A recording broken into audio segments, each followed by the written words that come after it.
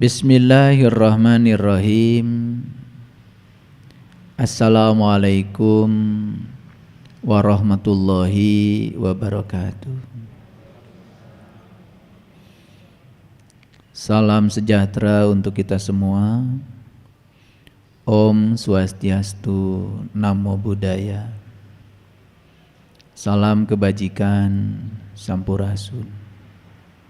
Rahayu Sagung Dumadi, semoga seluruh makhluk hidup di semesta ini, baik yang kelihatan maupun yang tidak kelihatan, senantiasa hidup berbahagia, dan semoga kita semua bisa menjadi sumber cinta, sumber pembahagia, dan sumber sukacita bagi seluruh makhluk. Semoga kita tidak menjadi lantaran tersakitinya makhluk apapun di semesta ini. Karena dengan demikian kita akan bisa menyelesaikan semua karma-karma kita yang harus kita tanggung sebagai bentuk tanggung jawab kita di masa lalu. Karena ketika kita sudah bisa menyelesaikan semua utang-utang masa lalu kita, tentu saja perjalanan kita ke depan menjadi sangat ringan.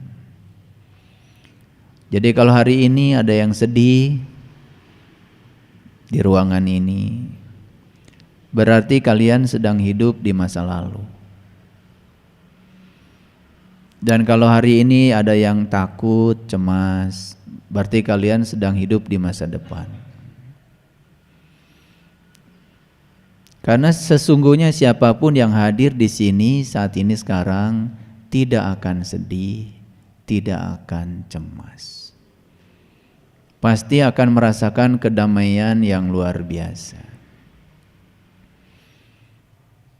Karena masa depan dan masa lalu itu sebetulnya adalah masalah psikologis. Maka sering disebut dengan waktu psikologis. Itu adalah rekaan dari pikiran kita sendiri. Kita tidak akan pernah bisa hidup di masa lalu, dan kita pun tidak akan pernah bisa mengubah masa depan karena masa depan itu belum terjadi. Bahkan masa depan itu tidak ada. Yang nyata sekarang di hadapan kita adalah saat ini, sekarang. Oleh karena itu yang disebut dengan sadar itu hadir di sini saat ini sepenuhnya. Sadarilah kita sekarang sedang duduk, sadarilah kita sedang mendengar, sadari kita sedang melihat, sadari sekarang kita sedang bernafas. Sadari aja itu. Pikiran kita akan menjadi damai. Karena kita itu sering sekali membiarkan pikiran itu menarik-narik ke masa depan. Sedang sarapan pagi pun, ya, kita tidak sedang makan nasi, tidak sedang makan roti, kita sedang makan rencana-rencana kita. Karena tepat saat kita sedang makan, pikiran sudah berjalan ke kantor, pikiran sudah berjalan kemana. Itulah yang sering kita tidak sadari. Mari kita hadir di sini saat ini sekarang. Sadari semua hal yang sedang terjadi di depan mata kita. Karena itulah sumber kebahagiaan kita. Para sahabat, di depan ini saya sudah menampilkan satu ayat sebagai pembuka untuk kajian kita hari ini. Bisa dilihat ya dari belakang. Ini Quran surat Al-Ankabut surat ke-29 ayat 43. A'udzubillahi minasyaitonirrajim. Bismillahirrahmanirrahim. Wa tilkal amsalu nadribuha linnas wa ma ya'qiluha illal alimun. Dan perumpamaan-perumpamaan ini kami buat untuk manusia, dan tidak ada yang dapat memahami perumpamaan ini kecuali orang yang berilmu. Saya sudah membaca banyak kitab suci dari berbagai tradisi, berbagai keyakinan. Ternyata hampir semua kitab suci isinya itu adalah perumpamaan. Bahkan di sana banyak sekali kode-kode rahasia yang harus dipecahkan.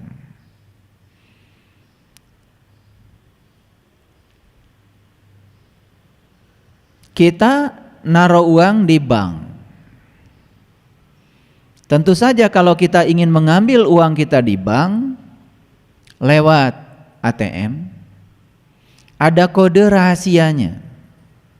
Dan kode rahasia itu bersifat pribadi, hanya kita yang tahu. Dan kalau kita lupa kode rahasianya, maka kita tidak punya akses lagi, apalagi mengambil uang kita. Begitu bukan? Jadi ternyata sesuatu yang berharga selalu diletakkan di tempat yang rahasia. Dan yang bisa menjangkaunya hanya orang-orang tertentu yang berhak untuk mengaksesnya. Saya menggunakan internet banking. Saya menggunakan mobile banking. Bahkan kalau pakai internet banking, itu ada tokennya. Begitu kita transaksi, itu keluar ya tokennya. Seperti kita mau bayar listrik yang pakai token itu. Kan biasanya setelah kita transaksi keluar tuh dari PLN token yang harus kita masukkan di KWH meter supaya itu bisa masuk pulsanya. Ini adalah pelajaran yang sangat luar biasa, sudah menjadi keseharian kita, bahwa segala hal yang berharga ternyata hanya bisa diakses oleh orang-orang tertentu, dan untuk mengaksesnya kita harus pakai kode rahasia yang disebut dengan PIN. Betul? Jadi ternyata ilmu juga seperti itu. Jadi kalau di Quran surat Al-Isra ayat 14 yang sering saya sampaikan, Allah menyatakan Iqra kitabaka, bacalah kitabmu. Jadi yang harus dibaca itu bukan kitab yang lain, tapi kitabmu. Kafa binafsika al-yauma 'alaika hasiba, dan siapa yang bisa membaca kitab dirinya, maka dia bisa melakukan proses muhasabah pada dirinya. Nah, selama ini kita terlalu banyak dan disibukkan untuk membaca kitab lain yang bukan kitab pribadi kita. Karena sampai hari ini kita tidak tahu kode rahasia untuk membongkar ya harta karun yang tersimpan dalam kitab sejati kita sendiri. Dan ini dianggap sepele.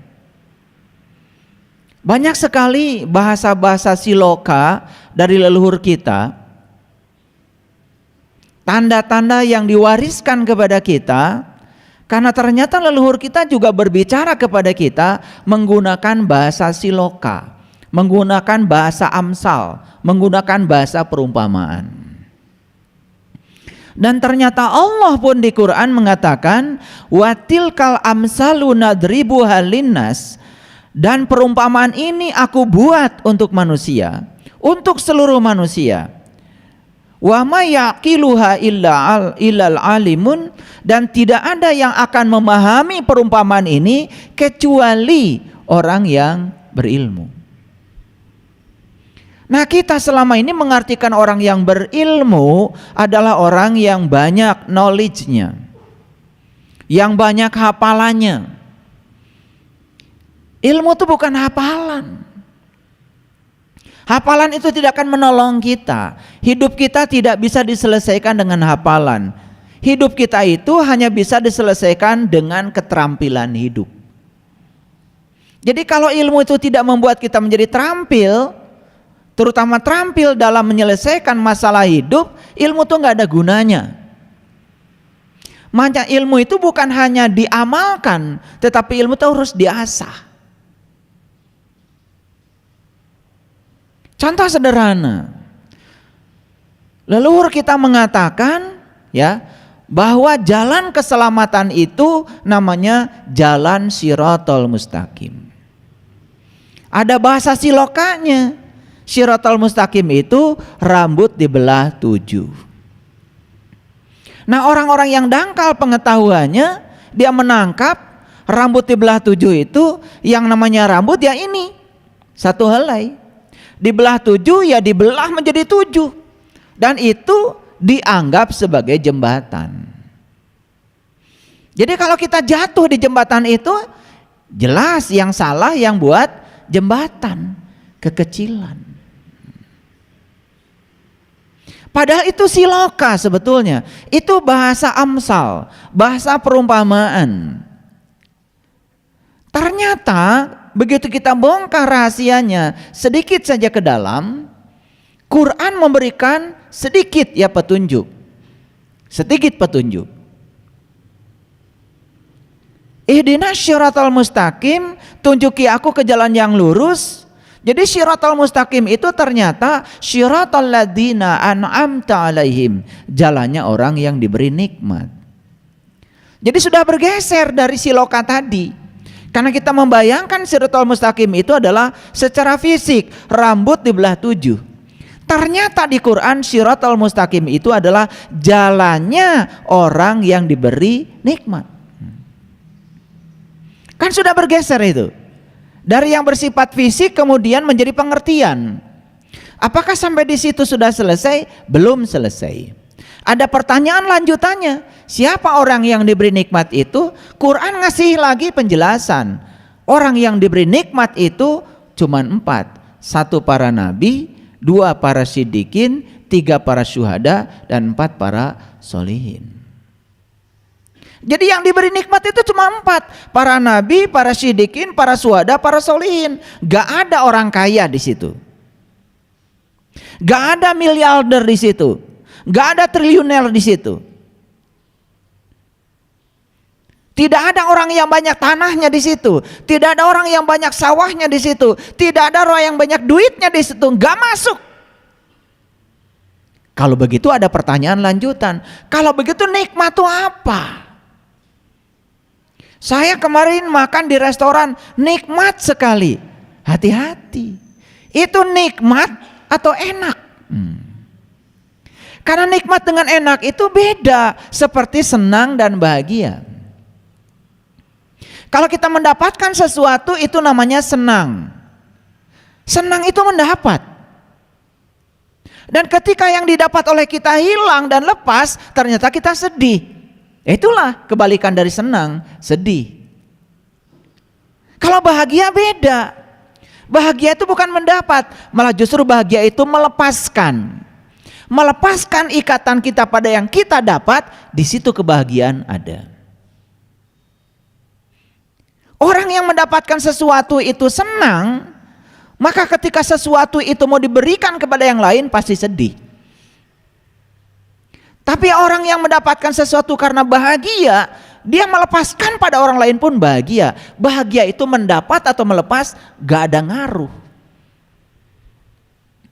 Nah, sementara selama ini kita mengartikan senang sama dengan bahagia. Beli mobil baru itu senang. Dapat rumah bagus itu senang. Gaji naik itu senang. Uang banyak itu senang. Sehat itu senang. Dan senang bukan bahagia. Bahagia itu ketika kita sudah selesai dengan diri kita sendiri. Saat kita sudah tidak berkonflik dengan diri kita sendiri, disitulah bahagia. Maka bahagia tidak bergantung pada faktor luar. Bahagia adalah urusan pribadi kita masing-masing. Kan sudah beda kan? Sama seperti enak dengan nikmat. Ternyata nikmat itu hanya diberikan kepada para nabi, para siddiqin, para syuhada, para sholihin. Hanya mereka yang dapat nikmat. Jadi kalau begitu nikmat itu apa sebetulnya? Ternyata nikmat itu nggak ada kaitannya dengan uang, nggak ada kaitannya dengan makanan, nggak ada kaitannya dengan urusan-urusan yang bersifat materi, karena nikmat yang sesungguhnya adalah merasa selalu bersama dengan Allah. Nah pertanyaannya, apakah kita ini termasuk orang yang sudah dapat nikmat? Apakah kita merasa bersama Allah setiap saat, di setiap ruang dan waktu? Itu kan pertanyaan lanjutannya. Nah itu makanya kode rahasianya harus dibuka. Jadi hari ini saya akan memberikan sedikit clue-nya saja.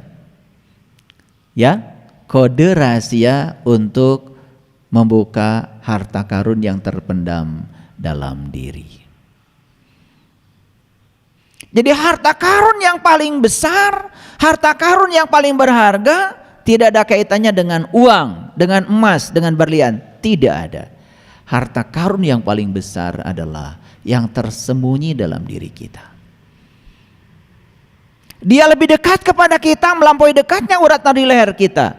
Itu harta karun yang paling besar. Pemilik segala harta karun, pemilik segala yang ada di semesta ini. Itu sebabnya bodoh sekali kalau manusia datang kepada Allah hanya meminta ilmunya, hanya meminta hartanya, hanya meminta ampunannya. Kenapa sih datang ke Allah tidak minta Allahnya saja? Karena siapapun yang meminta Allahnya, ya dapat ampunannya, dapat kedamaiannya, dapat kesabarannya, dapat rahmatnya, dapat rahimnya, dapat semuanya. Itulah kebodohan kita selama ini. Nah sekarang gimana caranya supaya kita bisa membuka ya kode rahasia yang tersimpan dalam diri, dan kalau itu terbuka kode rahasia itu,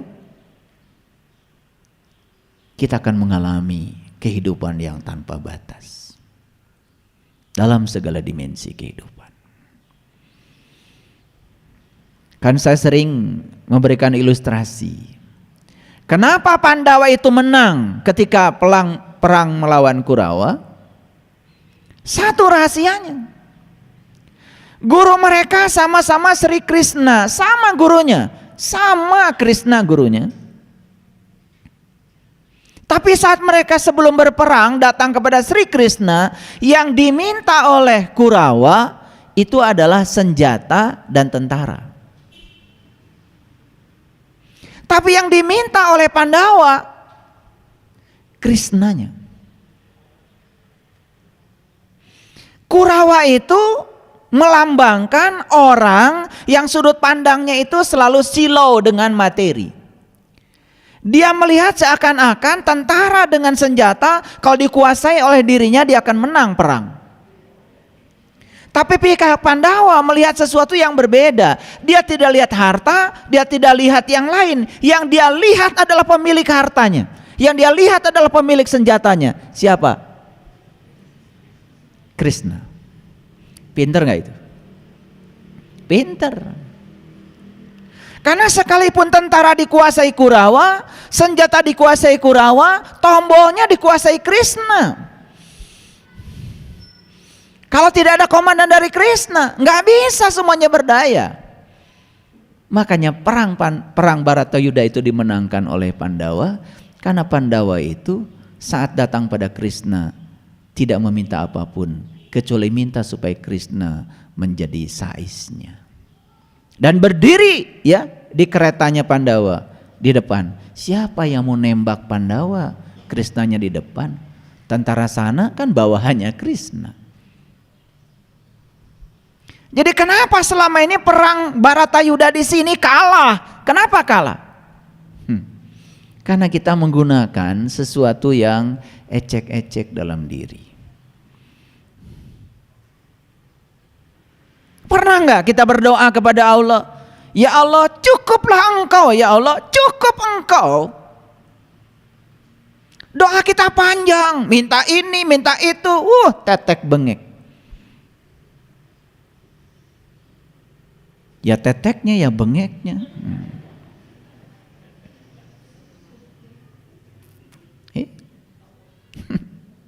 Doanya panjang ngajarin Tuhan. Doanya panjang seakan-akan kita yang lebih tahu dari Tuhan. Makanya Tuhan suka bingung. Nih yang Tuhan, elu apa gue, kata Tuhan. Kok ngajarin Tuhan ya supaya ini itu. Makanya lihat ya, perjalanan semua orang-orang spiritual di puncak kesadarannya cuman satu doanya, hasbi Allah. Tetapi bermutu ya. Bukan ngikut-ngikut. Kalau kita kan cuma ngikut-ngikut. Orang lain bilang hasbi Allah, bilangnya hasbi Allah, hasbi Allah. Ntar dulu, lu udah kenal gak sama Allah? Bagaimana kamu bisa merasa cukup dengan Allah? Bagaimana kata-katamu itu berarti dan berharga? Bagaimana ada bobot dalam kata-katamu itu? Kalau kamu tidak pernah kenal siapa yang kau sebut itu. Asmanya gak tahu, sifatnya gak tahu, afalnya gak tahu, Allahnya gak tahu. Tapi sembarang kita bilang hasbi Allah. Makanya doanya para nabi, para rasul yang sudah mencapai kesadaran, getarannya luar biasa. Hasbi Allah, hasbi Allah, hasbi Allah. Karena saat mengucapkan itu, antara pikiran, kata dan tindakannya itu selaras. Bersekutu semuanya menjadi satu kesatuan. Jujur. Kita pikirannya kemana, kata-katanya kemana, tindakannya juga kemana. Gak jujur, gak selaras. Makanya tidak powerful. Gak ada dampak. Banyak yang mewiridkan hasbi Allah. Ya tiap pagi 100 kali, sore 100 kali, malam 100 kali. Hanya wirid saja di mulutnya, tapi dia mengucapkan itu tanpa kesadaran. Gak ada energinya. Gak ada energinya. Yuk sekarang saya akan buka sedikit clue-nya saja. Karena ya kode rahasia itu tidak mungkin saya bukakan sembarangan pada orang sembarangan. Makanya Allah saja mengatakan watil kal amsalu nadribuha linnas wa ma yaqiluha illal alimun. Perumpamaan ini aku buat untuk manusia dan tidak ada yang memahaminya kecuali orang yang berilmu. Nah, kita bahas dulu siapa orang yang berilmu. Apakah yang berilmu itu yang sekolahnya S1, S2, S3 itu? Kalau disebut orang berpengetahuan, yes, karena dia belajar knowledge. Apakah mereka yang sekolah tinggi itu punya keterampilan menyelesaikan masalah dalam hidup? Belum tentu. Apakah mereka punya kesadaran untuk bisa menerima apapun yang terjadi dalam hidup apa adanya? Belum tentu. Yang ada apa?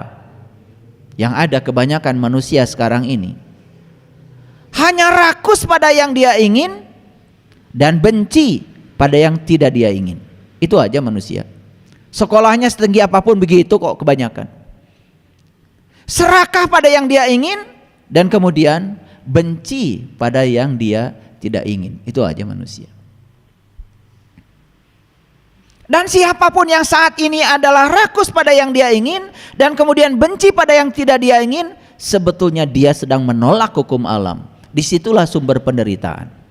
Makanya mau sekolah setinggi apapun, kalau masih seperti itu, Anda masih menderita. Siapa yang sudah selesai dengan dirinya sendiri? Yang sudah tidak serakah pada yang dia ingin, yang sudah tidak membenci apapun yang terjadi sekalipun itu tidak dia ingin. Dia percaya di belakang semua itu ada sang kehadiran. Dia percaya di belakang itu ada sang keberadaan. Dia percaya di balik semua yang terjadi, diinginkan atau tidak diinginkan, ada pesan semesta yang sedang disampaikan kepadanya. Dia tangkap pesannya. Itulah orang bijaksana.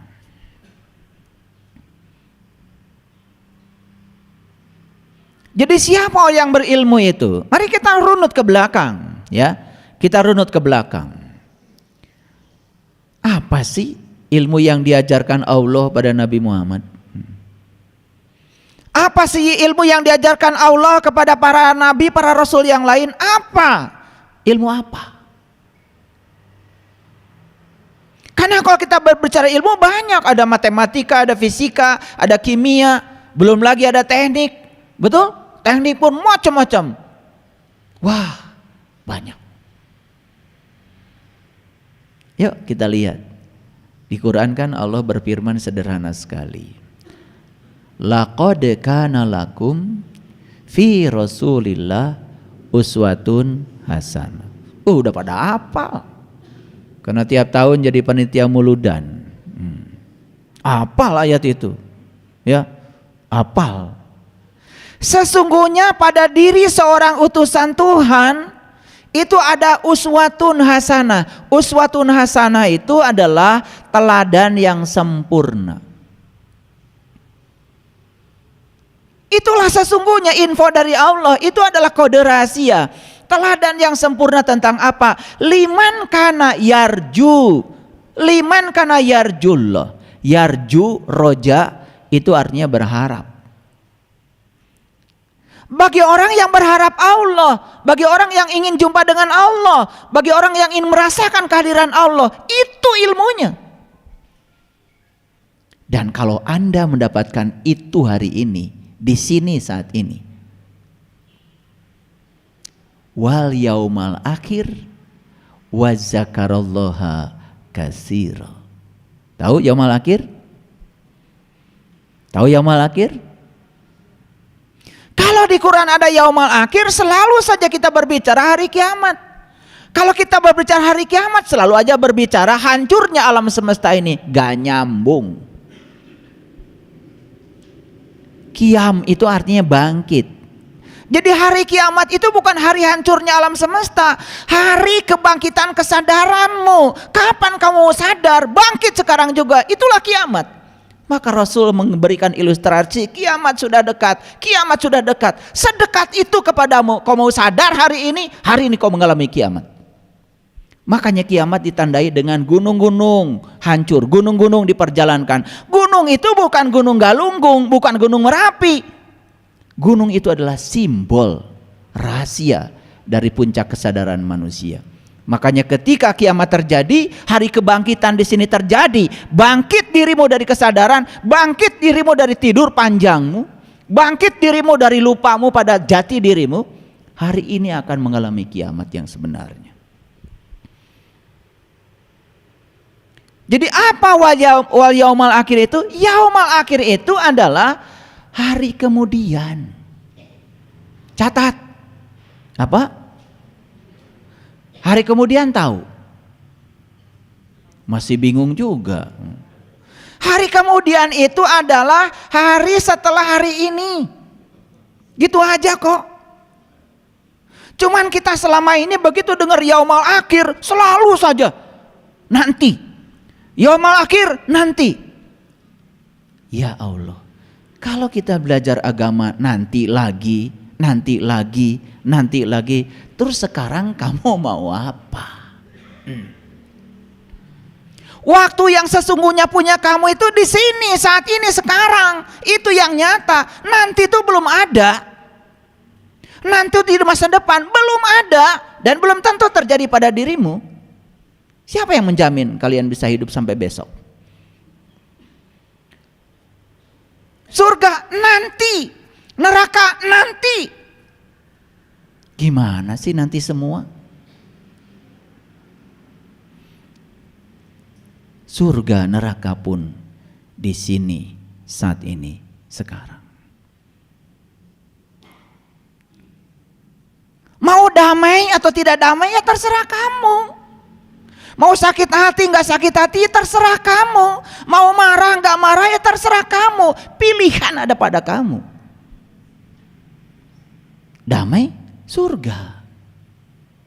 Marah-marah, neraka. Baperan, neraka. Cuek, surga. Itu aja kok. Gitu kok. Orang marah-marah, kita mau sakit hati, urusan kita. Mau memusapkan hati atau tidak kan urusan kita. Lah, segala-gala kau masukin hati, ya jadi neraka. Terbakar oleh kemarahan orang lain. Sesederhana itu kok. Sesederhana itu. Ayo ulangi lagi. Sesungguhnya pada diri seorang utusan Allah itu ada contoh teladan yang sempurna. Contoh tentang apa? Liman kana yarjullah. Contoh tentang cara kamu bisa merasakan kehadiran Allah. Contoh tentang cara kamu bisa mengakses harta karun yang terpendam yang ada di dalam dirimu. Contoh tentang cara kamu meniti ke dalam diri. Contoh tentang cara kamu bisa berdialog dengan Allah Tuhanmu yang lebih dekat kepadamu melampaui dekatnya urat nadi lehermu. Jelas sekali. Dan kalau hari ini kau bisa mendapatkan kode rahasianya. Kode rahasianya. Akibatnya apa? Wal yaumal akhir. Besok, lusa, setelah hari ini. Wa zakarallaha katsira. Kamu bisa ingat Allah banyak-banyak. Ayo, jumpa saya dulu, ingat saya dulu. Tuh kan udah pintar. Ulangi lagi. Jumpa saya dulu, ingat saya dulu. Jumpa dulu baru ingat. Ingat itu kan ada syaratnya. Syaratnya harus jumpa dulu. Jadi kalau bisa jumpa dengan saya saat ini, wahai yaumul akhir, besok lusa, ingat gak sama saya? Ingat gak? Ingat.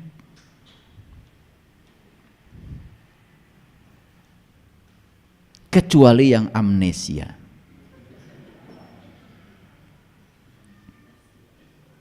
Tahu nggak?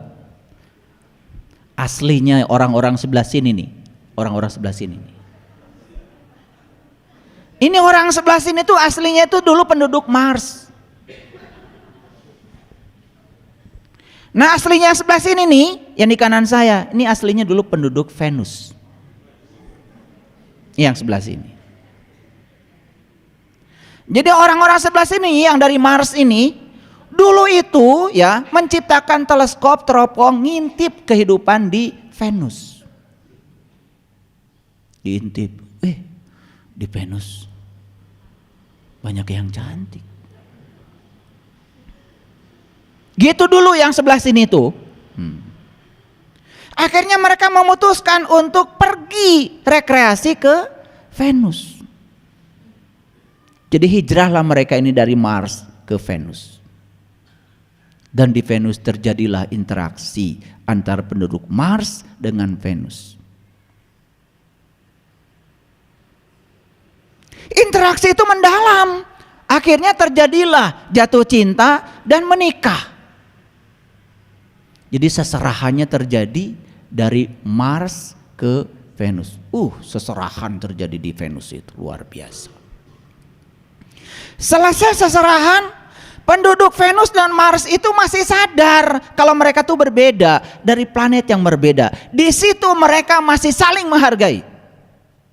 Jadi ketika Mars itu menampilkan budaya Mars, yang Venus bilang, maafkan saja. Karena mereka kan dari Mars. Beda dengan kita. Gitu. Ketika penduduk Venus itu menampilkan keakuan Venusnya, yang Mars juga bilang, terima saja. Terima.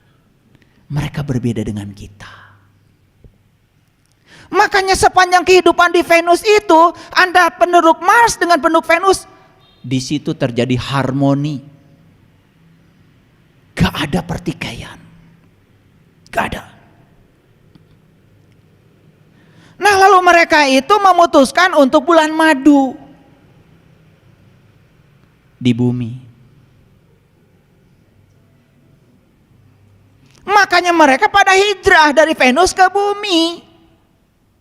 Selesai bulan madu, begitu bangun tidur pagi, kebablasan, amnesia semuanya.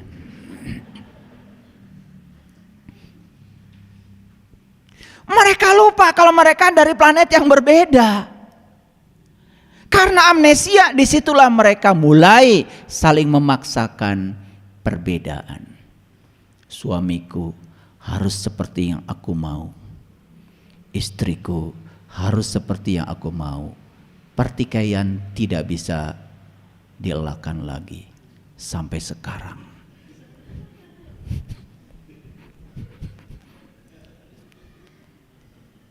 Ini bahayanya amnesia. Dan sekarang itu kalian udah amnesia semua, lupa kalau kalian tuh berbeda. Maka di Quran diingatkan, laki dan perempuan itu adalah pasangan. Suami istri itu pasangan. Namanya pasangan itu ya beda, kiri kanan. Kalian beli sandal nggak pernah kiri kiri. Kalau kiri kiri ya dipakai jatuh, nggak pernah juga kanan kanan. Kalau kanan kanan juga jatuh, di samping jatuh juga nggak serasi. Supaya serasi kiri kanan. Gitu aja nggak ngerti-ngerti dari dulu. Terus saja setiap tahun memperingati ulang tahun pernikahan. Ceritanya udah yang ke 70 tuh berapa tuh? Masih berantem juga. Masih merasa paling benar juga. Betul nggak? Masih saling menyakiti. Kalian tuh amnesia. Ya lihat lagi sini. Jadi kalau hari ini kita bisa memecahkan kode rahasia untuk meniti ke dalam diri, kita jumpa dengan jati diri kita sendiri. Wal yaumil akhir, besok lusa setelah hari ini kau akan ingat Allah banyak-banyak. Dan ingat Allah tuh gak ada suaranya. Yang suka ribut itu nyebut-nyebut nama Allah, itu bukan ingat itu nyebut. Udah belajar agama tahunan, beda nyebut sama ingat aja nggak kelar-kelar sampai sekarang. Subhanallah, subhanallah, subhanallah. Lagi apa lo? Zikir lo lagi nyebut. Zikir itu bahasa Arab, artinya ingat. Ingat tuh nggak ada suaranya. Dan ingat itu nggak perlu pakai pengeras suara, nggak bikin berisik orang sekampung. Betul nggak? Saya tanya nih jujur, ingat nggak sekarang sama orang tua? Saya tanya sekali lagi, ingat gak sekarang sama orang tua? Ada suaranya? Nah itu ingat. Gitu aja dari dulu gak bisa-bisa. Makanya di Quran tidak ada perintah nyebut nama Tuhan, gak ada. Di Quran cuma ada perintah fazkurullah zikran kasir. Ingatlah Allah, ingat Allah dengan ingat yang sebanyak-banyaknya. Bahkan berdiri, duduk, berbaring kau harus ingat kepada Allah. Maka di Quran dikatakan yang namanya ulul albab itu adalah allazina yazkurunallaha qiyaman wa qu'udan wa ala junubihim. Orang yang ingat Allah berdiri, duduk dan berbaring. Bahkan saya sekarang sedang bicara, saya tidak bisa melupakan dia. Gak bisa saya. Dia pengen nangis. Gak bisa. Bayangkan kalau mengingat Allah itu harus selalu nyebut. Bayangkan. Gimana kalian bisa menyelesaikan pekerjaan? Bagaimana kalian bisa berkarya di semesta ini? Padahal kita diutus ke semesta ini untuk memayu hayuning bawono. Untuk mempercantik semesta yang sudah cantik ini.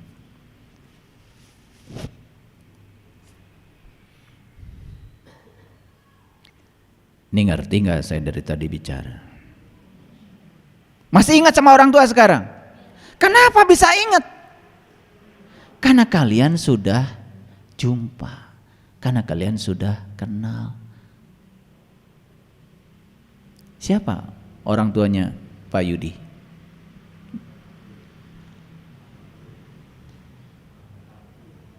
Kurang jelas. Tolong diperjelas. Kabul. Pak Kabul. Nenek saya belum pernah ketemu nih sama Pak Kabul. Saya pengen ingat sekarang. Kabul. Ingat gak saya? Ngerti maksud saya? Gimana caranya supaya saya ingat sama Pak Kabul? Ya ketemu. Gitu aja kok. Repot. Nah lihat saya sekarang. Jadi ilmu yang diberikan kepada para nabi, para rasul itu adalah kode rahasia untuk meniti ke dalam diri. Nah kenapa harus pakai rahasia? Kenapa pakai kode? Loh, sesuatu yang berharga tadi tidak mungkin dibukakan kepada orang sembarangan. Dan siapapun yang yang memiliki akses, berhak untuk mengakses itu, pasti ketemu loh kodenya. Nih yang sudah tahu kode rahasia meniti ke dalam diri, teruskan. Awas, kode itu jangan disimpan sembarangan. Nanti kalau kode ATM-mu disimpan sembarangan, ya habis tuh duitmu. Jaga.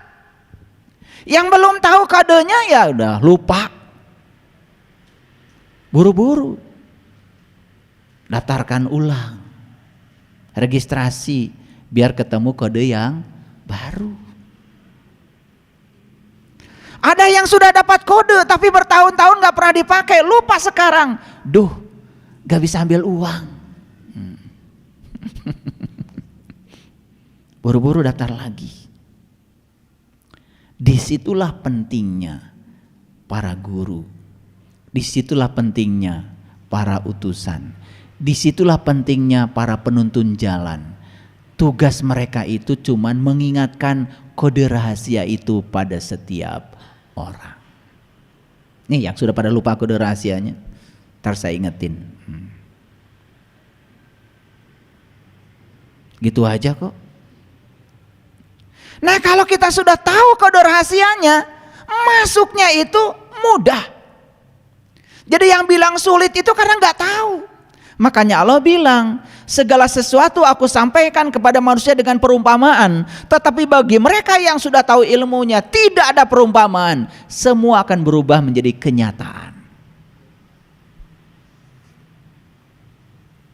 Sekarang saya tanya dulu, kalian mau perumpamaan apa kenyataan? Perumpamaan apa kenyataan? Nanti seumpama sudah selesai pengajian ini, semua dari ujung sana sampai ujung sini, pulangnya saya bagi uang, satu orang 10 miliar.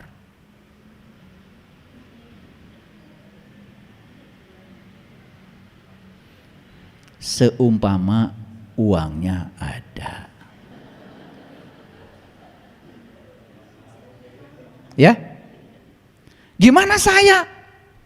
Saya akan bikin umpama baru lagi untuk saya.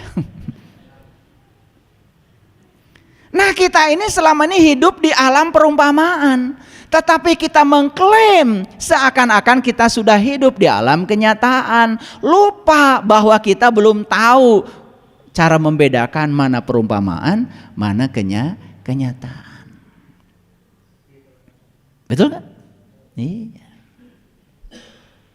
Nanti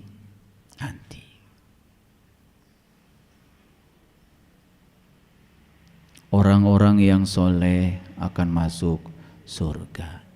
Nanti di surga itu ada sungai mengalir. Buah di sana dipetik, datang lagi. Dipetik, datang lagi. Gak habis-habis. Nanti. Itu perumpamaan apa kenyataan? Perumpamaan. Tapi kalian kok seneng? Seneng gak mau dibagi sama saya 10 miliar habis kajian ini? Seneng? Seneng ya. Udah kebiasaan kalian itu. Kebiasaan hidup di alam perumpamaan, dibodoh-bodohin aja seneng. Oh nanti nih yang penduduk Mars ini di surga kerjanya memecahkan keperawanan. Seneng gak? Nanti. Seneng gak? Oh seneng makanya pada sibuk sekarang. Kalian itu tidak bisa membedakan mana perumpamaan, mana kenyataan. Bidadari di surga itu perumpamaan. Bidadari itu ada kaitannya dengan perempuan. Perempuan itu lambang dari jasmani. Itu artinya apa? Siapapun yang sudah bisa menciptakan surga di sini saat ini sekarang, gak baperan, gak gampang tersinggung, tidak pernah hidup dengan pembanding, jadi dirinya sendiri. Makanya jasmaninya sudah jadi surga. Ini jadi bidadarinya bagi dirinya.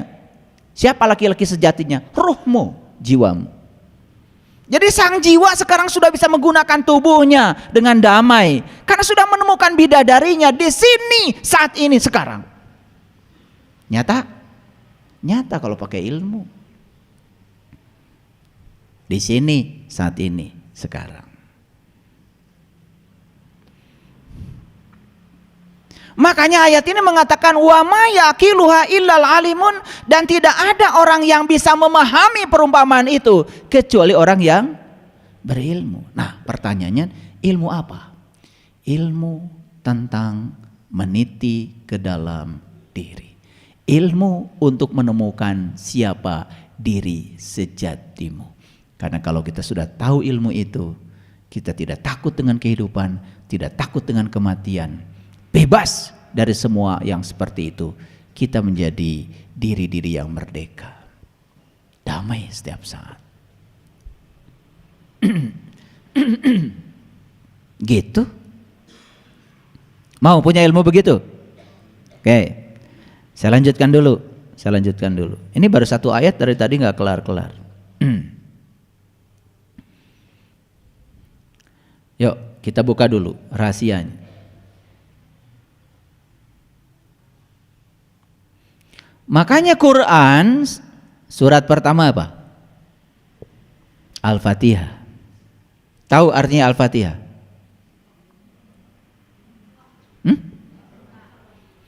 Al-Fatihah itu bahasa Arab, bukan pembukaan. Kalau ada alif lam dalam bahasa Arab itu artinya kata benda. Kalau dalam bahasa Inggris the. Ya, the kata sandang. The dalam bahasa Inggris, dalam bahasa Arab alif lam. Jadi Al-Fatihah berarti alif lam dan Fatihah. Fatihah sendiri artinya adalah pembuka. Sudah pakai alif lam menegaskan kalau itu adalah alat untuk membuka. Ulangi, Al-Fatihah itu berarti kata benda. Kalau kata benda berarti alat. Kalau alat, ada barangnya dong. Jadi surat Al-Fatihah itu yang 7 ayat itu ada barangnya. Ada barangnya. Nama barangnya adalah Al-Fatihah, kunci untuk membuka. Apa yang dibuka? Yang dibuka adalah ketertutupan dirimu dengan Tuhanmu. Itu Allah begitu dekat bersamamu, lebih dekat daripada urat tali lehermu. Sedekat itu kok masih ada hijab, masih ada penghalang. Sampai sekarang kok belum merasakan kehadirannya. Lucu bukan? Nah, hijabnya harus disingkapkan. Kalau hijabnya disingkapkan, berai semua. Makanya surah Al-Fatihah terdiri dari 7 ayat. Loh kok sama ya 7 ayat dengan simbolisasi dari leluhur kita tadi? Katanya Shirathul Mustaqim rambut dibelah 7. Apa kaitannya? Ternyata Al-Fatihah itu adalah kunci pembuka mata kalbu yang dapat mengantarkan kita untuk bisa bertatap wajah langsung dengan sejatinya diri kita. Persis seperti ilmu yang diajarkan para nabi, Allah pada para nabi, para rasul, agar kita bisa mengingat Allah banyak-banyak. Itulah intisarinya. Kok angka 7 banyak sekali ya? Coba perhatikan, angka 7 kita hitung. Al-Fatihah 7 ayat. Ayat itu bahasa Arab artinya tanda, 7 tanda. Cari 7 tanda itu, kalau kau bisa menemukan 7 tanda itu, kau akan bisa menemukan kode rahasianya. Leluhur kita mengatakan Shirathul Mustaqim rambut dibelah 7. Ternyata kode rahasianya 7 juga. Kita pergi haji, muter di Ka'bah 7 putaran, 7 lagi. Kita mondar-mandir atas Safa dan Marwah, 7 juga. Kita ambil batu melempar jumroh, 7 juga. Ternyata kalau kita ingin kurban dan kurbannya adalah sapi, itu pun harus 7. Bukan ber-7. Salah kaprah. Makanya di Quran jelas yang harus dikorbankan oleh kamu itu sudah spesifik, yaitu sapi betina. Lagi-lagi sapi betina itu simbolik. Sapi betina Al-Baqarah. Ini bukan sapi jantan, betina. Kalian kurban sapinya malah jantan. Udah jelas kok di Quran. Ciri-ciri sapi betina itu 1, tidak muda, 2, tidak tua, pertengahan. Apa maknanya? Kalau kamu belajar meniti ke dalam diri, jangan nunggu tua, keburu budek. Muda aja udah budek. Jangan terlalu muda, karena apa? Terlalu muda belum bisa menyimpan kode rahasia, karena di situ ada kode rahasia yang harus disimpan. Itu maknanya. Pertengahan, ya, mumpung masih hidup. Apa ciri berikutnya? Ciri berikutnya apa? Tidak tua, tidak muda, pertengahan. Ciri berikutnya apa? Warnanya kuning, kuning tua. Ini malah hitam putih. Tapi kalau ngomong kayak yang bener, pedoman hidup saya Quran, entar dulu. Quran tidak bilang sapi yang untuk kurban itu warnanya hitam putih, kuning, kuning tua warnanya. Ayo jujur, Quran yang bilang begitu. Kemana aja sih? Karena kamu bacanya Arab terus. Setelah itu ngikutin orang. Apa kata orang yang diikuti? Walaupun tidak jelas. Padahal itu adalah perumpamaan. Udah berapa cirinya? Tidak tua, tidak muda, pertengahan. 3. Kuning, kuning tua warnanya. Itu menceritakan spektrum kulit manusia. Jelas berarti sapi betina itu mengarah kepada kendaraan yang disiapkan Tuhan untuk memperjalankan sang jiwa kepada Tuhan. Mana kendaraan itu? Tubuh kita. Makanya tubuh manusia adalah kitab suci tertua yang diciptakan Tuhan dengan tangannya sendiri. Dari ujung rambut sampai ujung kaki, di situ ada kode rahasia yang harus kalau pecahkan. Dunia sains sudah membuktikan sekarang. Tubuh tersusun dari sel. Sel tersusun dari DNA. Ternyata satu DNA bisa menyimpan 3 miliar kode rahasia. Sekarang kalau 100 triliun sel dalam tubuh kita, 100 triliun kali 3 miliar. Berapa banyak data yang harus kita baca dalam tubuh kita. Dan selama ini kau tidak pernah membacanya. Padahal di Quran jelas, Iqra kitabaka, Iqra kitabaka. Baca data itu ada pada dirimu. Dari ujung rambut sampai ujung kaki ada data yang harus kau baca. Kalau kau bisa membacanya, pintar kamu. Selama ini mata kita keluar terus, tidak pernah ke dalam. Padahal perintah di Quran, Iqra kitabaka, baca kitabmu, baca kitabmu. Di situ ada sejumlah data dan informasi yang harus kau tahu.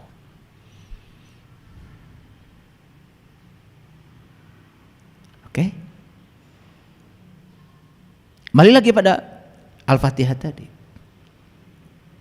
Jadi Al-Fatihah artinya adalah pembuka. Kalau pembuka berarti kata benda. Kalau kata benda berarti alat dong. Betul? Lihat surat Al-Fatihah. Huruf pertamanya aja ba. Betul? Saya tanya, huruf pertama Al-Fatihah apa? Alif, Pak. Udah berapa tahun kau beragama? Saya nanya huruf pertama surat Al-Fatihah alif. Kalau huruf pertama hijaiyah ya alif. Kan pertanyaan saya huruf pertama surat Al-Fatihah apa? Ba. Dan ba itu titiknya kan di luar. Betul? Masih di luar.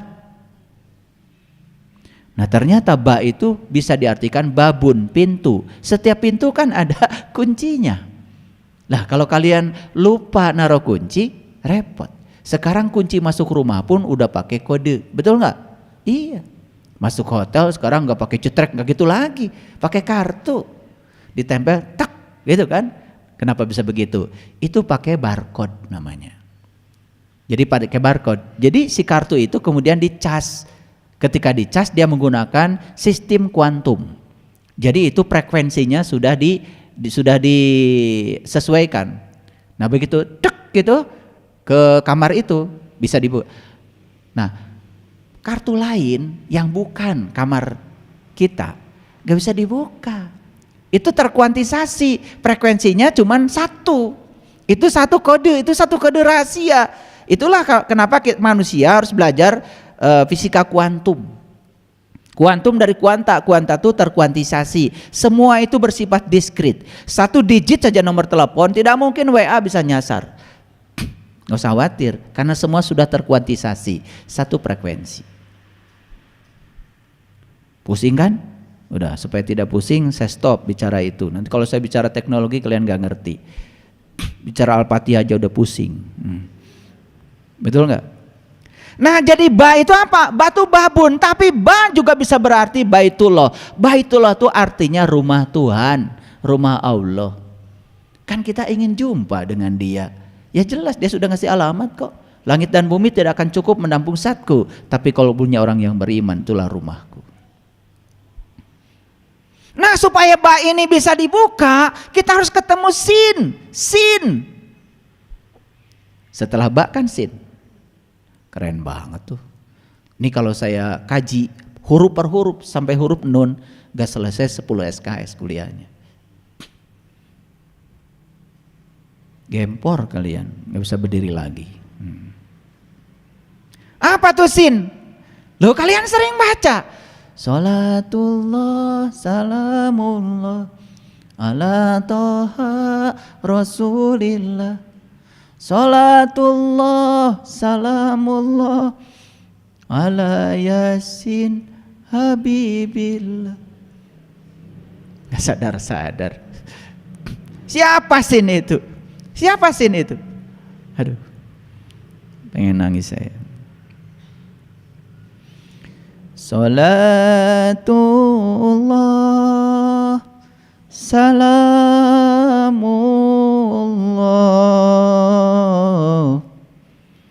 ala toha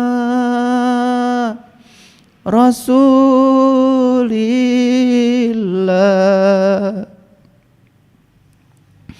Salatullah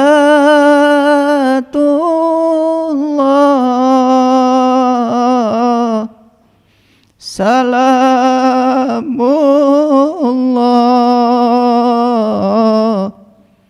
ala yasin habibillah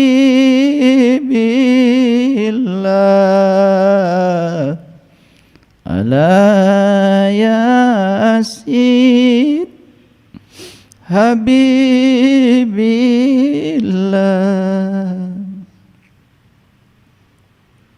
Gak usah banyak-banyak bacanya.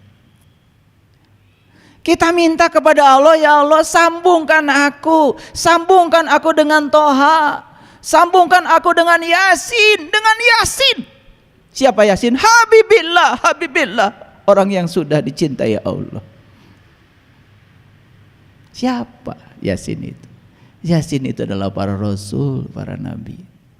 Itulah utusan Tuhan yang akan membantu kamu membuka kode rahasia tentang ba. Makanya ba ini tidak akan bisa dibuka kode rahasianya kalau kau belum ketemu dengan sin. Begitu ba dibuka, begitu kodenya, aksesnya sudah kau dapatkan dari sin, dari toha. Berikutnya apa? Kau akan dapat mim. Mim itu adalah ma'rifat, mengenal. Siapa yang kita kenal? Allah Ar-Rahman Ar-Rahim. Lengkaplah surat Bismillahirrahmanirrahim. Ba sin mim Allah Ar-Rahman Ar-Rahim. Sampailah pada dia. sampailah pada sifatnya dia. Kenapa? Kalian tidak akan pernah merasakan hangatnya api kalau kalian tidak pernah menyentuhnya. Dan kalian tidak akan pernah merasakan sejuknya air kalau tidak pernah menyentuhnya. Kalian tidak akan pernah merasakan Allah dari tulisan Allah. Kalian tidak akan pernah merasakan Allah dari sebutan Allah. Kalian hanya akan bisa merasakan Allah dari Allahnya itu sendiri. Terus ya, begitu kita sudah buka ba, kita sudah dapat kode rahasia dari sin, kita sudah dapat mim, kita sudah sampai kepada Allah Ar-Rahman Ar-Rahim. Sifatnya menjadi sifat kita. Kita sampai pada sumbernya cinta. Begitu kita sampai pada sumbernya cinta, maka kita mulai bisa mencintai. Berhenti kita ingin dicintai, berhenti merengek-rengek untuk diperhatikan orang. Kenapa? Alhamdulillahi Rabbil Alamin, karena segala puji habis buatmu ya Allah.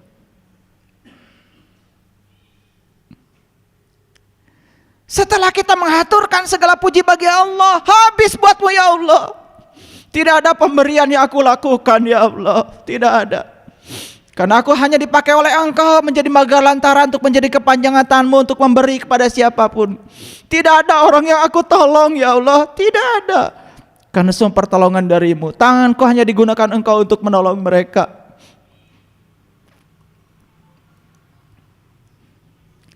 Hilang semua perasaan diri kita berjasa, hilang semua.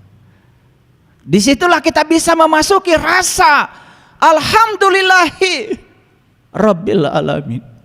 Karena Engkau adalah Rabb, Engkau adalah keberadaan, Engkau adalah kehadiran. Kehadiranmu di setiap ruang dan waktu cukup membuat segala sesuatu itu terjadi. Tidak ada satu peristiwa pun di semesta tanpa kehadiranmu ya Allah. Tidak ada. Maka aku tidak bisa menolak apapun yang terjadi. Karena semua terjadi karena kehadiranmu. Semua terjadi karena ada keberadaanmu di belakangnya. Selesai. Baru kita mengucapkan kalimat yang kedua.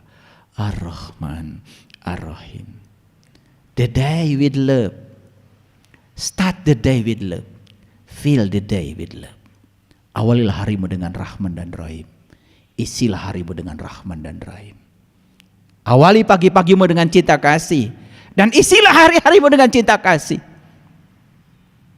Ketika bangun tidur, katakan pada dirimu, Tuhan, terima kasih atas hadiah kehidupan yang masih Engkau titipkan padaku. Jangan pernah ada satu orang pun yang berkurang kebahagiaannya ketika bertemu dengan aku. Jangan pernah ada orang yang terluka hatinya ketika bertemu dengan aku. Izinkan aku menjadi sumber cintamu, izinkan aku menjadi sumber sukacitamu, izinkan aku menjadi sumber kedamaian ya Allah. Kemanapun aku pergi, mereka mendapatkan kebahagiaan dengan kedatanganku. Start the day with love. Feel the day with love. Isilah hari-harimu dengan cinta. Hadiah dari cinta, hadiah dari mencintai adalah dicintai. Apa yang akan terjadi setelah itu? Kalian akan berkelimpahan. Kalau hari ini kalian makan pun masih susah. Kalau hari ini uang pun masih sulit datang. Kalau hari ini semua teman-teman baik menjauh dari kamu. Kalau kali ini orang tidak merindukan kamu. Tanyalah pada dirimu. Ada apa dengan diriku?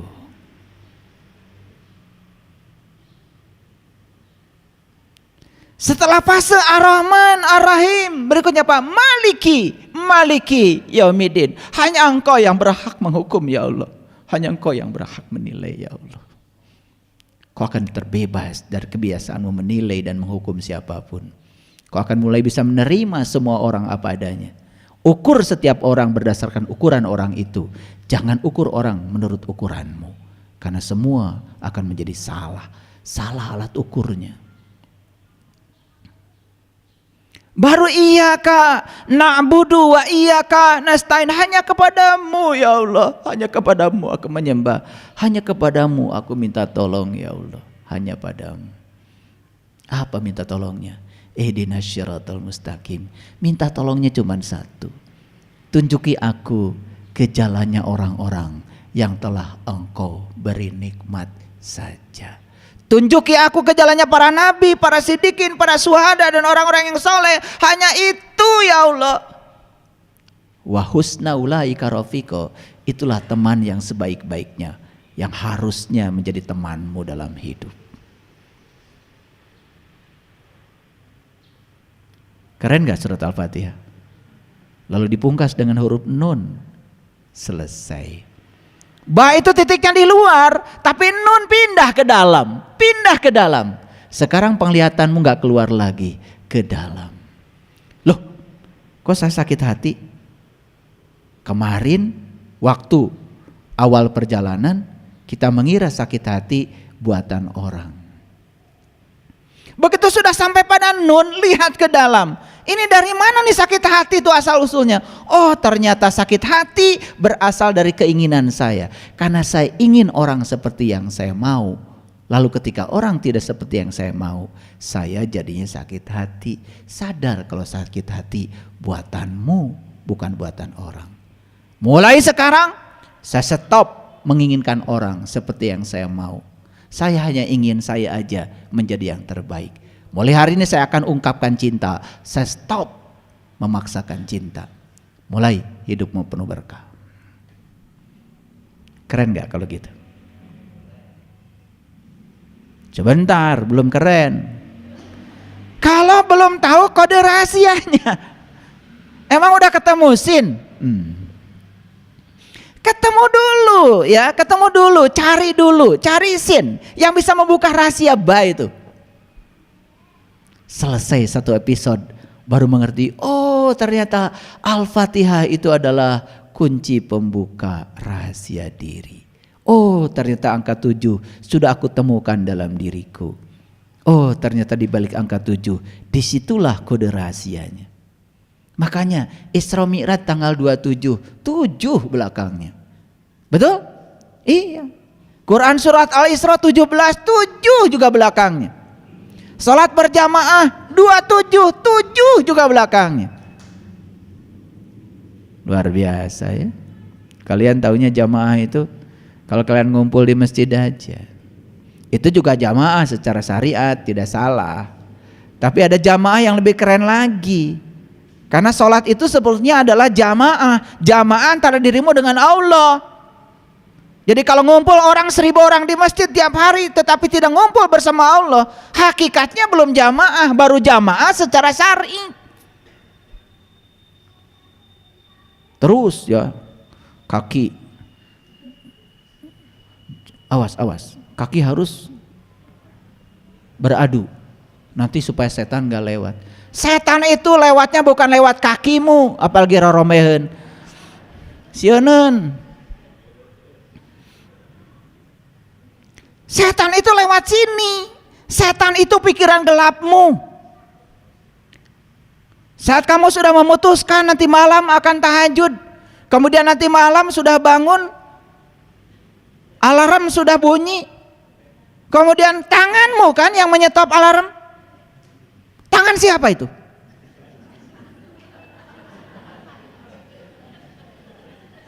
Sampai sekarang masih belum kenal sama setan. Tadi malam saya nggak jadi tahajud karena apa? Begitu alarm bunyi dimatikan. Sama siapa? Sama setan. Setan sekarang sudah bisa mematikan alarm. Masih belum jelas, pagi-pagi lihat itu setan di cermin. Ternyata setan itu huluna segede muning, awakna segede hurang, ayana dikuring, rupana jiga eta anu ngomong setan.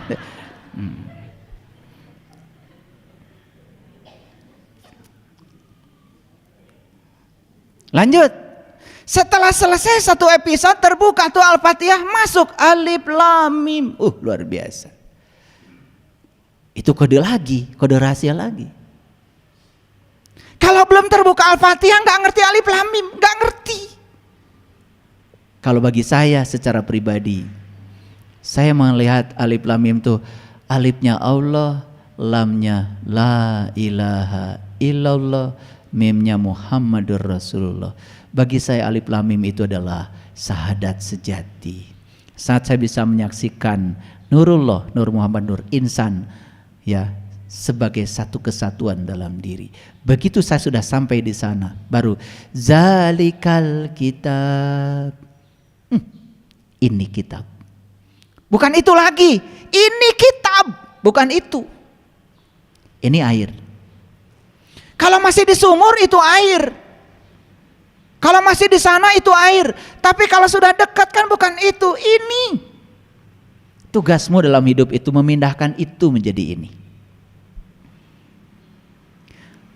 Makanya zalikal kitab, asalnya itu kitab harus dirubah menjadi ini kitab. Kitab yang mana? Kitab sejati yang ada pada diri. La raiba fi, tidak ada lagi keraguan. Hudal lil muttaqin, dan menjadi petunjuk bagi yang bertakwa. Siapa yang bertakwa? Yang sudah mengambil janji mengangkat gunungnya, ditunjukkan sesuatu di gunungnya, ingat apa yang Allah tunjukkan, itulah takwa. Versi Quran. Surat Al-Baqarah ayat 63. Bagi yang bertakwa, berikutnya apa? Allazina yu'minuna bil ghaib. Indah. Mulai kalian bisa mengimani yang gaib. Kenapa? Yang gaib sudah nyata dalam dirimu. Kalau masih gaib, gimana bisa iman?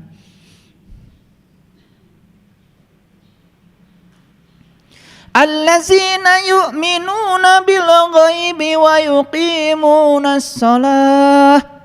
Setelah kau bisa mengimani yang gaib, karena yang gaibnya sudah nyata dalam dirimu, kau sudah menyaksikannya, maka barulah kau bisa mendirikan sholat. Sholatnya jadi khusyuk, sholatnya jadi bisa mengingat kepada Allah. Keren banget.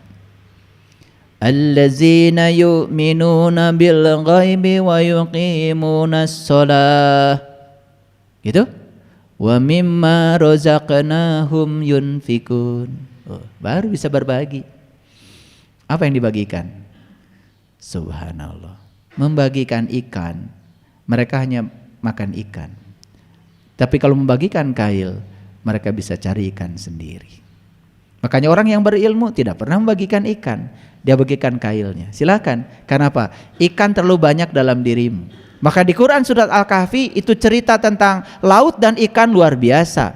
Dalam dirimu ada laut yang sangat luas, dalam dirimu juga ada ikan. Dan ikan itu bersembunyi di balik batu. Itu kata surat Al-Kahfi. Di mana batunya? Temukan hajar aswad dalam dirimu. Di situ bersembunyi. Ada kode rahasia lagi. Tetapi jangan khawatir, karena kode ini sudah aku berikan kepada mereka yang berilmu. Wa tilkal amsalu nadribuha linnas wa ma yaqiluha illal alim. Terus sampailah di Quran surat An-Nas, kebuka semua rahasianya. Luar biasa enggak? Gitu enggak ngaji selama ini?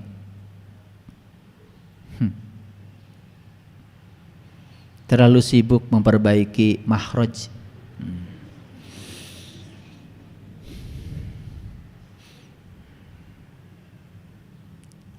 Watil kal amsal sa.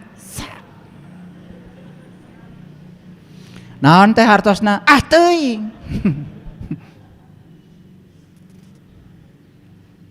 Sampai nggak peduli isinya apa. Saya bukan menyepelekan itu, silakan kalian kalau mau belajar bahasa Arab ya silakan. Tapi jangan kalau sudah selesai membacanya benar sesuai mahrajnya, jangan merasa sudah selesai. Pesannya apa? Ini surat loh, surat itu ada pesan di dalamnya. Makanya Quran itu berbeda dengan kitab suci yang lain. Di kitab suci yang lain adanya pasal, ayat. Di Quran itu surat loh ini. Gak ngerti-ngerti dari dulu. Surat itu untuk dibaca dan dipahami isinya apa. Kan gitu, ya. Baca terus. Surat dari siapa, Bu? Anak saya. Di mana anak ibu? Di Rusia. Jadi bahasanya apa? Rusia dong. Kirim surat sama ibu. Iya. Seneng ibu? Seneng luar biasa. Surat dari anak. Udah dibaca? Sudah. Berapa kali? 1000 kali. Ngerti isinya bu? Teuing. Isina naon? Padahal beritanya anaknya kecelakaan di Rusia. Karena gak bisa baca, bungah we. Dasar. Paham maksud saya? Oke. Banyak kalau gitu kode rahasia harus dibuka. Nah sekarang saya mau kasih tahu. Orang bisa baca DNA, ada kodenya? Ada. Sekarang ya di pemerintah ada khusus lembaga forensik yang menggunakan alat-alat yang canggih untuk membaca kode rahasia DNA. Apakah si A dengan si B ini satu keturunan atau tidak? Makanya kecelakaan pesawat kan yang diperiksa bukan korbannya, yang diperiksa ini adalah keluarganya. Supaya apa? Supaya nanti ketahuan ini kaki siapa, ini tangan siapa. Karena sudah berantakan gak dikenali lagi. Tapi bisa digabungkan, ini kaki siapa, tangan siapa, bisa. Hanya dengan cara membaca kode DNA-nya. Ada kode rahasianya.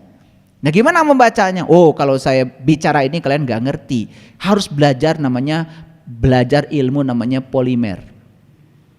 Nah di situ harus belajar namanya rantai molekul. Bukan hanya itu, harus belajar orbit molekul. Atom aja nggak ngerti gimana molekul. Harus belajar ya matematika. Ya matematikanya bukan berhitung. Ya matematikanya harus belajar aljabar linier. Kalian akan berhadapan dengan matriks ukuran bukan 4x4, 1000x1000. Nggak bisa dipecahkan pakai tangan, harus pakai komputasi. Nah, itu namanya berpikir komputasi. Masuk tuh ilmunya di situ. Gak belajar apa-apa tiba-tiba udah ngomong kemana-mana. Ngalamin juga enggak. Luar biasa. Dasar si pembohong yang pengecut. Ya.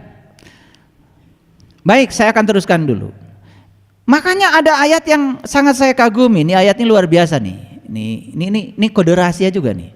Sebetulnya ini kode-kodenya ini banyak sekali ya. Cuman saya tidak mungkin pecahkan semuanya ya. Pokoknya hari ini saya tidak membagikan cara memecahkan secara langsung, tetapi paling tidak Bapak Ibu mikir ya. Kan sudah saya kasih clue-nya tadi. Kalau ingin ketemu rahasia ba supaya kebuka, maka kita harus ketemu sin. Itu aja. Ya. Ketemulah sin. Semoga saya doakan semoga kalian bertemu. Oke, baik kita lihat. Pernah enggak baca ayat ini? Ini surat Al-Hijr nih, baru ayat 87. Saya tanya sekali lagi, pernah gak baca ini? Pernah.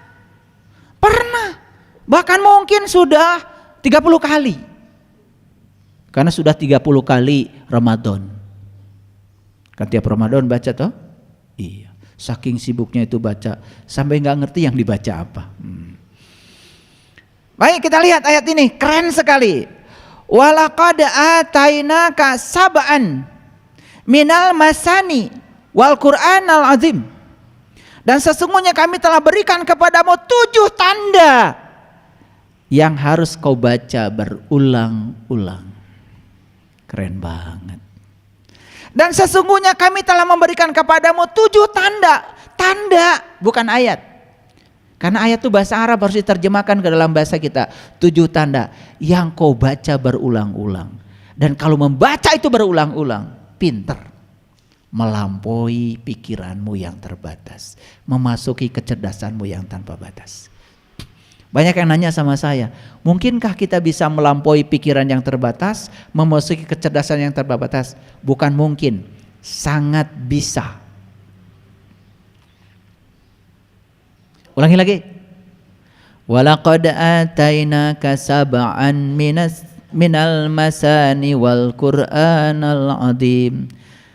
Dan sesungguhnya kami telah berikan kepadamu 7 tanda yang harus dibaca berulang-ulang. Itulah sesungguhnya bacaan yang paling agung. Oke? Kenapa bacaan paling agung? Karena yang dibaca Dia yang Maha Agung. Kok 7? Luar biasa. Nah, kalau saya ungkap rahasia ini lebih dalam lagi, oh subhanallah ya, lebih dalam lagi ya. Di sini ada kode-kode rahasia ya. Sayang sekali ya, banyak yang tidak tahu. Oke, saya akan buka sedikit lagi. Ini supaya penasarannya tambah dalam. Nah, jadi hari ini kompetensi yang saya bangun cuma satu, penasaran. Itu aja. Mari kita lihat ya, surat An-Naba itu ayat yang ke-12. Coba lihat ayat ini, keren banget ya. Wa banaina fawqakum sab'an shidada. Dan kami bina di atas kamu 7 yang kokoh. Di atas kamu 7 yang kokoh. Luar biasa. 7 lagi. Kode rahasianya muncul lagi. 7 lagi. Wah, keren sekali ya. Kalau kita bisa menemukan rahasianya. Sekarang saya tunjukkan lagi ayat lain. Ayat lain. Ini juga kode rahasia. Ya. Kode rahasia. Kita lihat ya, surat Al-Mu'min. Ini Quran ya. Makanya hari ini kita berselancar di Quran. Agak banyak hari ini ayatnya. Yang luar biasa. Ini Quran surat Al-Mu'minun ya. Surat Al-Mu'minun ya. Kemudian nomornya 17. Nomornya 17 isinya menceritakan tentang kode rahasia 7. Coba kita lihat. Walaqad khalaqna fawqakum sab'a taraik. Taraik, taraik, taraik, taraik, taraik, tarik. Tarik, tarik, tarikot. Tarik itu jalan. Jadi ini yang dikatakan secara simbolik leluhur kita, bahwa Syiratal Mustaqim itu adalah rambut dibelah 7. Quran yang bilang, sesungguhnya kami telah menciptakan di atas kamu 7 jalan. Luar biasa. Sab'a taraik, taraik, taraik, taraik, taraik ya. Torikot, torik. Makanya kalau kalian berdiri di gang, di masjid, di Mekah, orang mau lewat, pasti polisi bilang torik, torik, torik, gitu.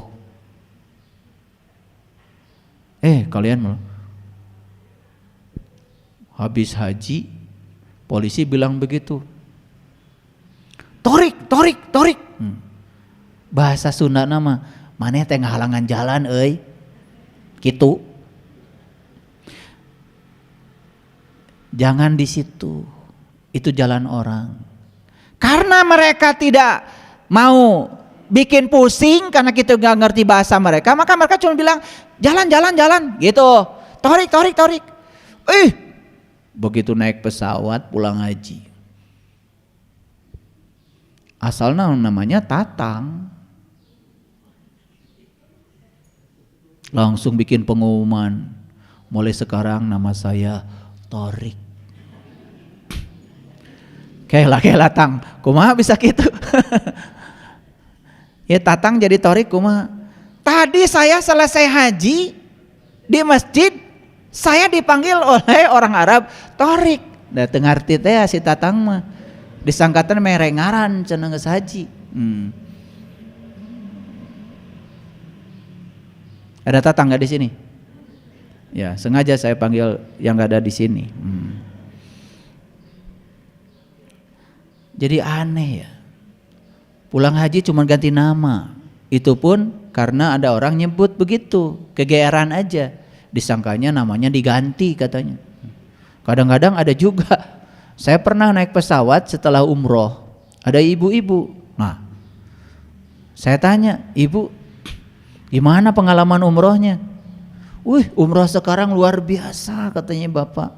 Wah, apa yang luar biasa? Saya ketika sedang mutar di Masjidil Haram, tiba-tiba ada 3 pemuda kemudian mengajak saya cium hajar aswad. Dan jalan itu kosong. Hanya saya yang cium. Terus menurut ibu siapa 3 pemuda? Kayaknya malaikat. Sebentar. Itu kalau malaikat di sana, biasanya mintanya 350 real, Bu. Loh, kok Bapak tahu? Itu calo, Bu. Gak usah saya bilang alamatnya di mana. Yang jelas orang Indonesia.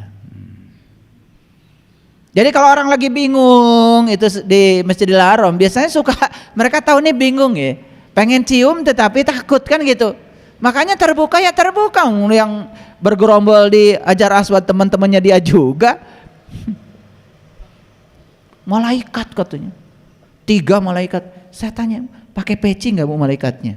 Iya katanya. Minta duit nggak? Iya. Berapa? 350 real nggak Bu? Iya. Memang malaikat situ senangnya 350 real Bu. Jadi bayangkan ya, orang ya karena kedangkalannya, kepolosannya, bayangkan saja ya, bisa mencium Hajar Aswad ditolong calo dan merasa seakan-akan sudah mencapai tingkatan spiritual yang tinggi. Lalu nanti diceritakan ke banyak orang seakan-akan dia disayang oleh semesta begitu. Luar biasa. Padahal haji itu kan tujuannya cuma satu. Sepulang haji itu kamu harus bisa ingat sama Allah.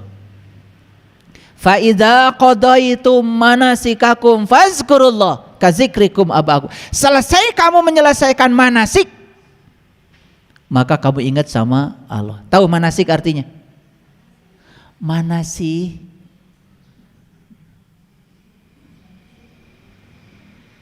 Tahu manasik artinya? Manasih gitu. Makanya meniti ke dalam diri itu kan sebetulnya manasih. Pasti nggak ngerti. Udah selesai sampai di situ aja. Telat mikirnya. Dan sesungguhnya kami telah menciptakan di atas kamu 7 buah jalan. Sab'at taraik. 7 tarik. Temukan 7 jalan itu. Ada dalam dirimu. Duh, luar biasa. Kode lagi. Betul nggak? Jadi kalau saya buka nih, terus saja buka, kode-kodenya itu terbuka, terus terbuka. Makin penasaran. Betul? Sekarang kita lihat ayat lain. Ya. Ayat lain. Ya.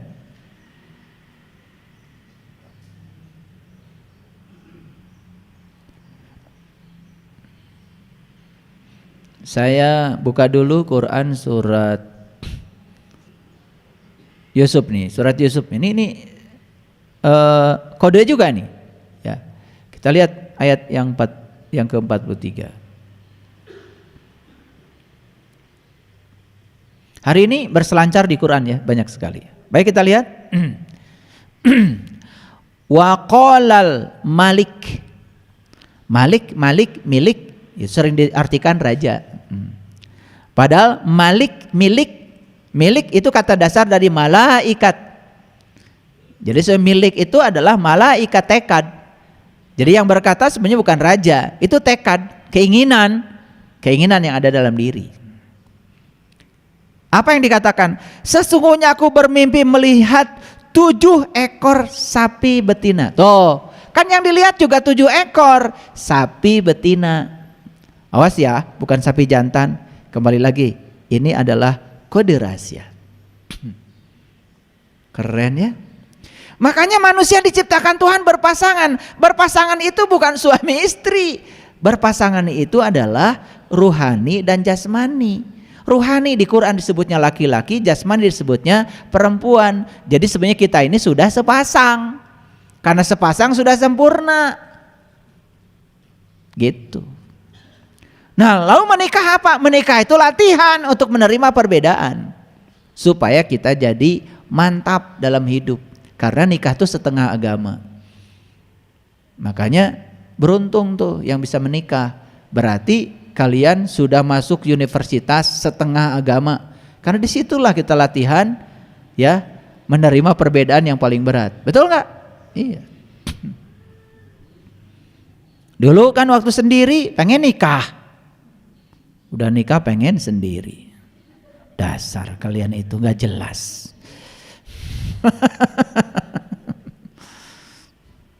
Enakan sendiri, ya setelah bersama. Makanya sendiri enak, bersama enak, betul nggak? Ya, enak itu sebetulnya di sini. Ayo kita lihat ayat ini. Jadi si Malik ini, Malik ya, waqalal maliku, Malik malak milik malakaini malaikat. Jadi malaikat itu makanya artinya tekad sebetulnya. Kekuatan terdalam pada diri kita. Oke. Sesungguhnya aku bermimpi melihat 7 ekor sapi betina yang gemuk-gemuk dimakan oleh 7 ekor sapi betina yang kurus-kurus. Pusing kan baca ayat ini? Gimana 7 ekor sapi betina yang gendut dimakan sama 7 ekor sapi betina yang kurus? Kumaha? Kalau nggak tanya orang yang berilmu, pusing ayat ini. Ya, iya. Sama dengan pertanyaan gimana caranya memasukkan gajah ke dalam kulkas. Betul nggak? Iya. Padahal kan gampang, ya toh? Iya. Buka kulkasnya, ambil gajahnya, ya masukin aja, gitu aja kok. Cuma ditanya caranya aja kok. Masuk nggak gajahnya? Teing, gitu. Kan caranya aja. Betul nggak? Iya.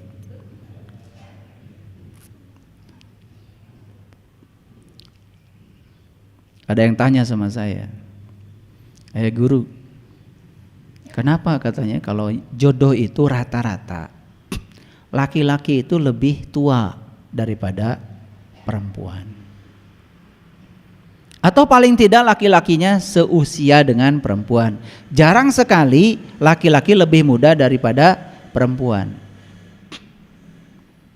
Wah, saya bilang ini pertanyaan statistik nih. Jadi jawabannya harus agak ilmiah sedikit. Jawaban saya sederhana. Kenapa laki-laki harus lebih tua atau seumur dengan perempuan?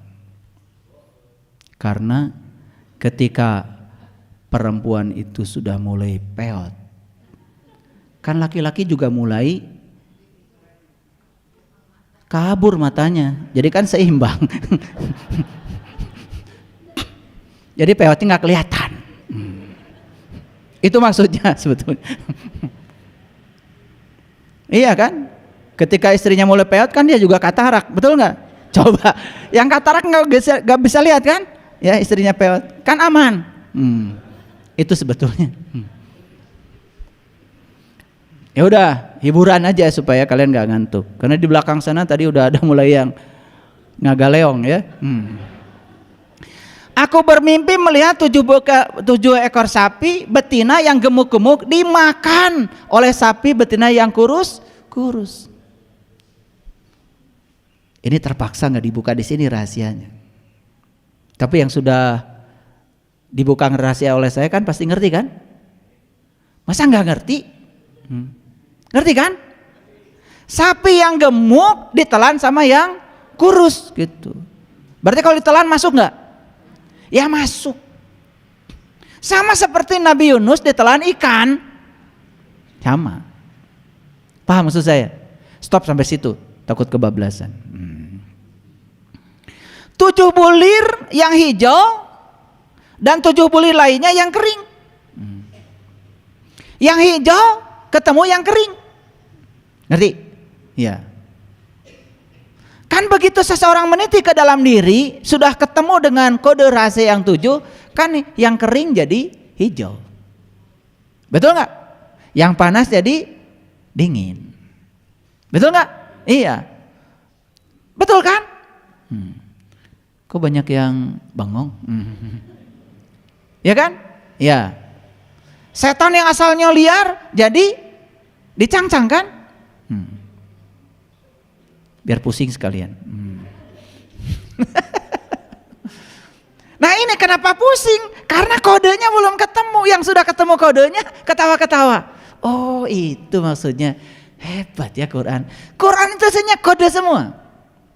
Nah, makanya saya munculkan kode-kode itu. Keren nggak? Keren sekali. Makanya, hai orang-orang yang terkemuka. Nah, orang terkemuka orang berilmu. Terangkanlah kepadaku tentang tabir mimpi itu. Ya. Jadi tabir itu, ya, oleh orang yang terkemuka, oleh orang-orang yang terpandang, orang-orang yang berilmu, itu bisa dibuka tuh kodenya. Oh, ini kodenya maksudnya ini. Bisa dibayangkan nggak sekarang? Kalian baca Quran bertahun-tahun, tapi nggak tahu kodenya. Dapat apa? Hah? Dapat capek dan sedikit sombong. Itu aja. Dapat capek dan sedikit sombong. Wah, apalagi kalau sudah one day, udah luar biasa. Sampai tara ngawalaan salaki-salaki acan.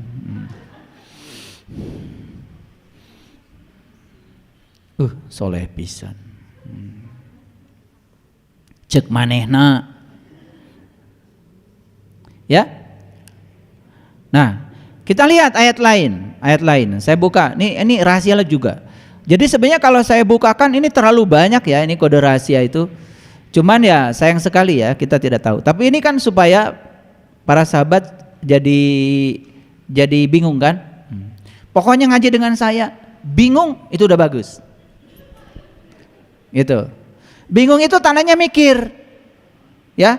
Berarti kalau bingung tuh bagus, mikir kan? Nah, yang parah itu kalau bingung ngerti enggak. Nah itu. Jadi udah dari tadi gitu ngaji dengan saya, bingung enggak, Bu? Enggak. Terus ngerti? Enggak juga. Nah itu yang berbahaya itu. Bingung enggak, ngerti enggak, itu yang berbahaya. Jadi kalau habis ngaji dengan saya puyeng gitu, bagus, itu masih ada tanda-tanda untuk jadi orang benar lah. Kita lihat ayat ini. Alladzi khalaqas sab'a samawati tibaqa. Ya.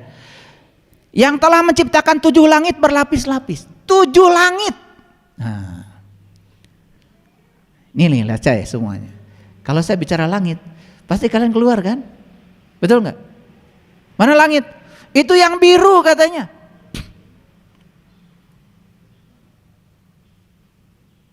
Ya Allah. Di luar sana tidak ada langit, yang ada ruang kosong antar planet. Yang mana langit?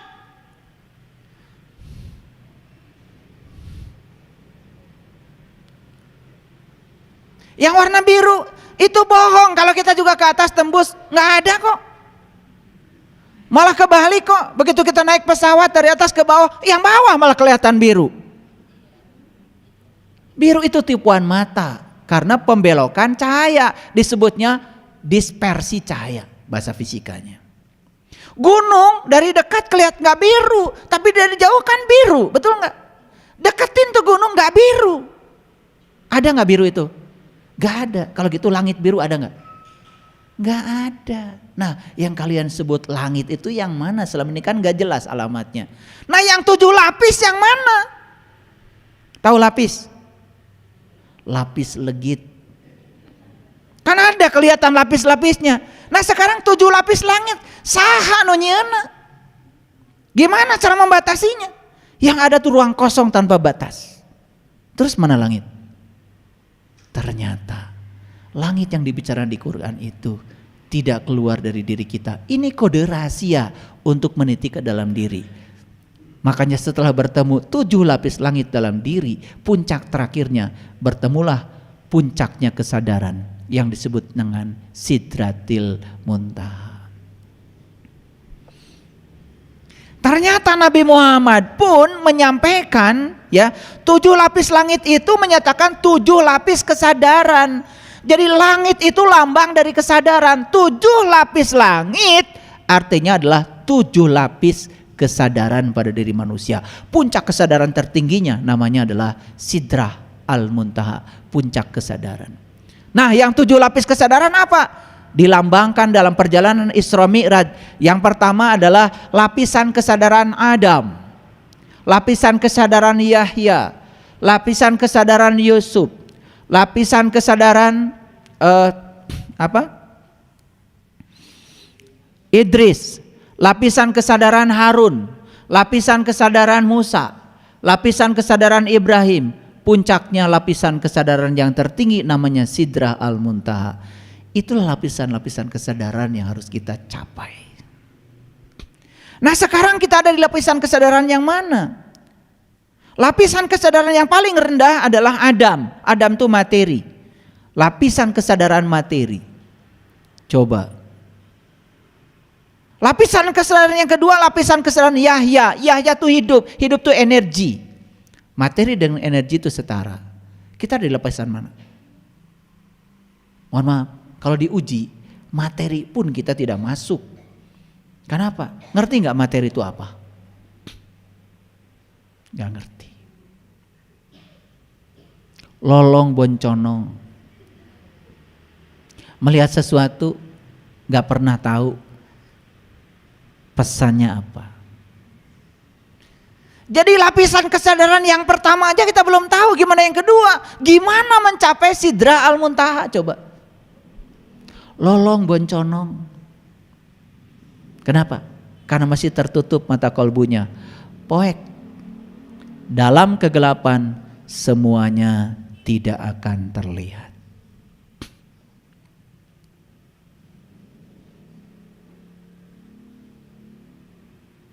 Makanya Allah bilang di ayat ini, maka lihatlah berulang-ulang, lihat berulang-ulang, 7 lapis langit itu kau lihat berulang-ulang.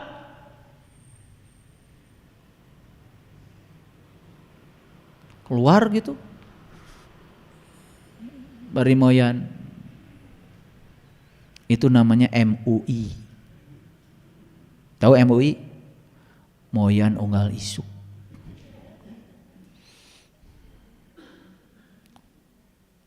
Lagi apa kamu? Lagi lihat 7 lapis langit. Keluar ke sana. Lihat apa? Ya Allah. Allah mengatakan lihat olehmu berulang-ulang. Kan sama dengan tadi. Ya. Aku ciptakan dalam dirimu 7. Dan bacalah berulang-ulang.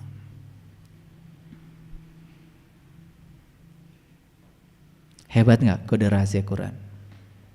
Keren gak? Luar biasa. Keren bagi yang sudah tahu. Yang belum tahu boro-boro pengen bilang keren. Pusing. Nah makanya yang pusing saya ucapkan selamat. Kenapa kalian pusing? Karena selama ini tidak pernah ada keinginan untuk tahu. Terus aja disibukkan dengan bacaan, terus aja disibukkan dengan lagu, terus disibukkan dengan suara bagus. Maaf ya, agama itu bukan soal suara bagus, bukan soal bacaan bagus. Agama itu soal kesadaran. Sepanjang kita tidak menemukan kesadaran dalam beragama, sepanjang itu pula kita tidak sadar. Tidak sadar artinya apa? Pingsan. Tidak sadar artinya apa? Mabuk. Makanya orang mabuk sholat aja gak boleh. Kan di Quran ada kata-kata tidak boleh orang mabuk mendekati tempat sholat. Apa yang kita tangkap selama ini? Orang mabuk yang sedang minum khamar boro-boro ingat sholat. Siapa mah? Yang berbahaya itu mohon maaf, orang sholat tapi tidak tahu siapa yang disembahnya. Orang sholat tapi tidak ingat kepada Allah yang disembahnya, itu mabuk tuh. Bukan minum khamar. Allahu Akbar, jalan-jalan ke pasar. Begitu Allahu Akbar, gunting teh geningan diinjem ke tetangga. Oh tadi teh geus dibalikeun. Oh iya, lupa tadi suami motong-motong celana kolor. Katinggal eta gunting keur diasupkeun ka nu laci. Keur salat mah. Assalamualaikum, assalamualaikum. Gusti langsung lompat eta ninggal. Iya gunting tadi tangan kita tadi hese. Untung we salat.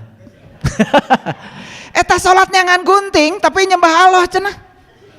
Begitu ditanya, "Ari maneh tadi nyembah saha?" "Allah," cenah. Ya Allah. Kaera. Tah eta mabok teh Ibu.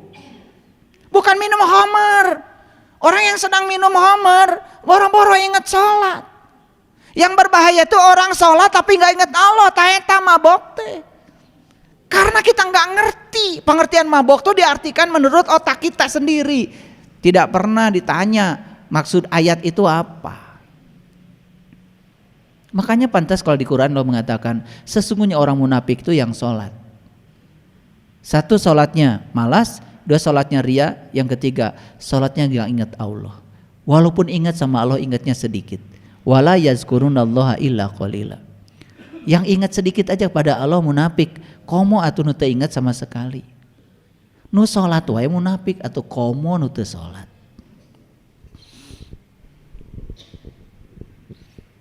Tapi jangan kecil hati.